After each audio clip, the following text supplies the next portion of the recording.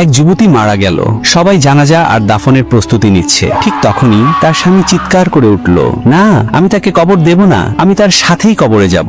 লোকেরা অবাক হয়ে তাকিয়ে রইল। সে বলল, আমরা প্রতিশ্রুতি দিয়েছিলাম একসাথে বাঁচবো, একসাথে মরবো। আমি তার প্রতিটি ইচ্ছা পূরণ করেছি, তাকে কখনো কোনো কিছুর জন্য না বলিনি। শেষমেশ সবাই বাধ্য হলো দুজনকেই একসাথে কবর দিতে।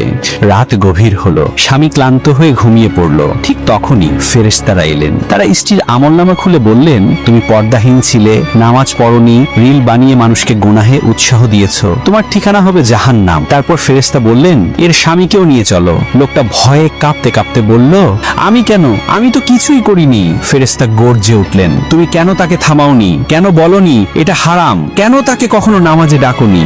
সাথে সাথেই ফেরেশতা তার হাত ধরলেন, আর সে এত জোরে চিৎকার করে উঠল যে বাইরে থাকা আত্মীয়রা ভয় পেয়ে গেল। তারা দৌড়ে এসে কবর খুলল, দেখলো স্বামী অচেতন হয়ে পড়ে আছে।